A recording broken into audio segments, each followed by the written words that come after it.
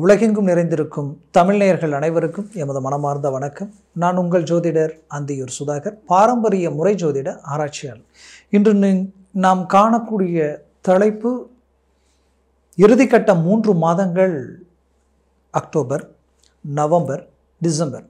இந்த 2024வது வருடத்தில் இந்த இறுதிக்கட்ட கால அமைவுகளில் கிரகங்களுடைய பெயர்ச்சிகள் உங்களுக்கு எப்பேற்பட்ட பலனை அளிக்கப் போகுதுன்றது மீனராசி அன்பர்களுக்கு தெளிவாக விவரமாக நம்ம பார்க்கலாம். நம்ம சேனலை சப்ஸ்கிரைப் பண்ணாதவங்க பண்ணிக்கோங்க, பெல் பட்டனை கிளிக் பண்ணி ஆல் ஆப்ஷனை கொடுத்துக்குங்க. அப்போ தான் அடுத்தடுத்து காணொளிகள் உங்களை உடனடியாக வந்து அடையும்.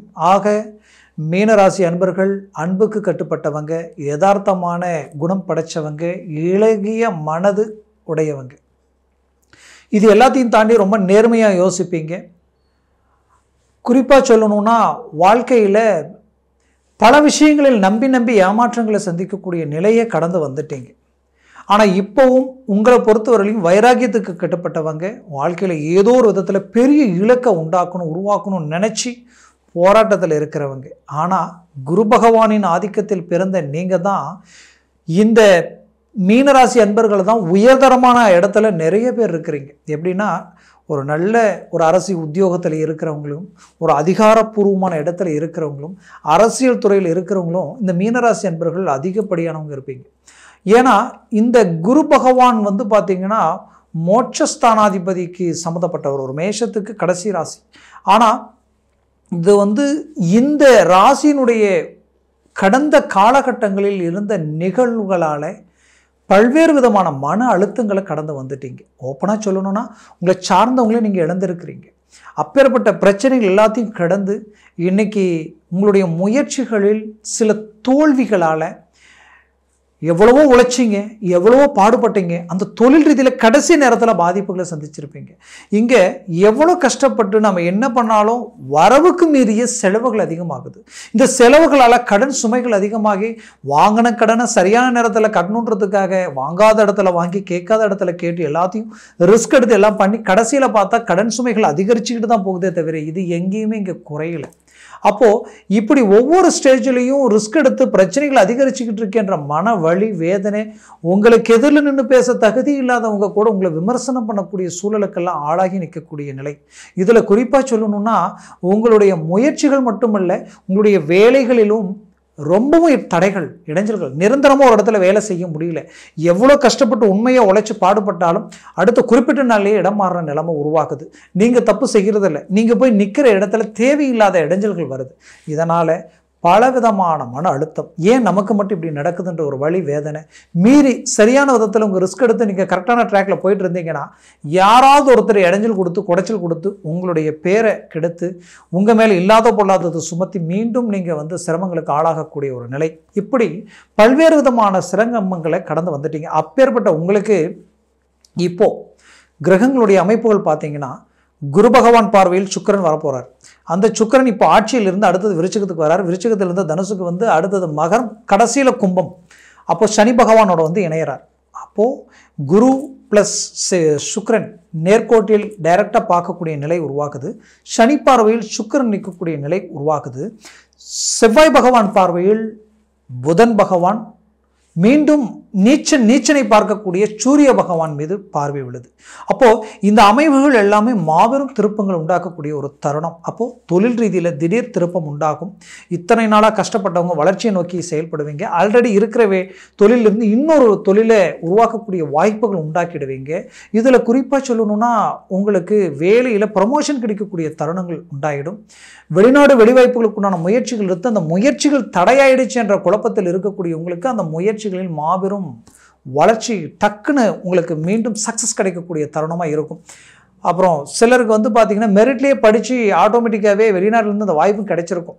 அதற்குண்டான முயற்சியும் நீங்கள் எடுத்திருப்பீங்க. ஆனால் கடைசி நேரத்தில் காரணமே இல்லாமல் அது தடையாகி நின்று இருந்திருக்கும். அப்போது ஏன் இப்படி இருக்குது, எதனால் இப்படி இருக்குன்ற ஒரு குழப்பம் உங்களுக்குள்ளே இருந்துகிட்டு தான் இருக்கும். அந்த குழப்பத்திற்கு எல்லாத்துக்குமே ஒரு நிரந்தர தீர்வாக இந்த காலகட்டங்களில் உங்களுக்கு ஒரு நல்ல அமைவுகள் உண்டாக்க போகுது. சக்ஸஸ் கிடைக்க போகுது. வெளிநாடு போக போகிறீங்க. அதுவும் குறிப்பாக சொல்லணும், உங்களுடைய ராசிக்கு 10ஆம் வீட்டில் சுக்கிரன் நிற்கும் பொழுதெல்லாம் மாபெரும் மாற்றங்கள். நவம்பர் மாதமெல்லாம் ஒரு நல்ல இலக்கை நீங்கள் அடைய போகிறீங்க. அருமையான வாய்ப்புகள் எல்லாமே உங்களை தேடி வரப்போகுது. அது மட்டும் இல்லாமல் இந்த விஞ்ஞான சார்ந்த ரீதியிலையும் சரி, மருத்துவத்துறை சார்ந்த ரீதியிலையும் சரி, புது புது முயற்சிகளும் கண்டுபிடிப்புகளும் சக்ஸஸ் அடைய போகுது. பெரிய லெவலில் நேம் வாங்க போகிறீங்க. குறிப்பாக அரசு உத்தியோகம், அதுலேயும் காக்கிச்சட்டை துறை, அதே நேரத்தில் வந்து பார்த்திங்கன்னா ஸ்டேட் கவர்மெண்ட் வரைக்கும், ஸ்டேட் கவர்மெண்ட்லேருந்து சென்ட்ரல் கவர்மெண்ட் வரைக்கும் வேலை செய்யக்கூடியவங்களுக்கு நல்ல அவார்டு வாங்குகிற அளவுக்கு நிறைய ரெக்கார்டை உண்டாக்கக்கூடிய வாய்ப்புகள் எல்லாமே உண்டாக்கப்போம். ஏன்னா அந்த கிரகங்களுடைய அமைவுகள் உங்களை பெரிய லெவலில் உயர்த்தி காட்டும். அந்த லெவலுக்கு ஒரு மேன்மைகள் உண்டாக்கும். குறிப்பாக சொல்லணும்னா இந்த காலங்கள் உங்களுக்குரிய ஒரு காலம்னு சொல்லலாம். இதில் அரசியல் துறையில் இருக்கிறவங்களுக்கு திடீர் மாற்றம், திடீர் யோகம், திடீர் அதிர்ஷ்டம், தனக்கு பெரியவங்களுடைய நட்புகள் கிடைச்சி அதனால் இன்னும் அடுத்தடுத்து மேல் நோக்கி உங்கள் வளர்ச்சி நோக்கி நீங்கள் அடியெடுத்து வைக்கக்கூடிய நிலை உங்களுக்கு உண்டாகும். இதில் உங்களுடைய குடும்ப ரீதியில் இருந்து சிக்கல்கள் நீங்கும். உறவினர்கள் ரீதியில் இருக்கக்கூடிய எதிர்ப்பு, போட்டி, பொறாமைகள் விலகும். நட்பு ரீதியில் இருந்த இத்தனை நாள் சங்கடங்கள் எல்லாம் விலகி மீண்டும் ஒன்றிணைந்து வாழக்கூடிய ஒரு அற்புத மேன்மைகள் கிடைக்கும். வரவு செலவு ரீதியில் கொடுத்த இடத்துல பணம் வராமல், வாங்கின இடத்துல கட்ட முடியாத சில சிக்கல்கள் எல்லாமே சரிவரக்கூடிய ஒரு நிலைகள் உண்டாகும். இதில் குறிப்பாக சொல்லணும்னா உங்களுடைய குடும்பத்தில் கணவன் மனைவிக்குள்ள ஒரு பிரச்சனை, ஒரே வீட்டிலிருந்து பேச முடியாமல் கூட சிலர் எல்லாம் இருப்பீங்க சலிப்பு சங்கடங்களால்.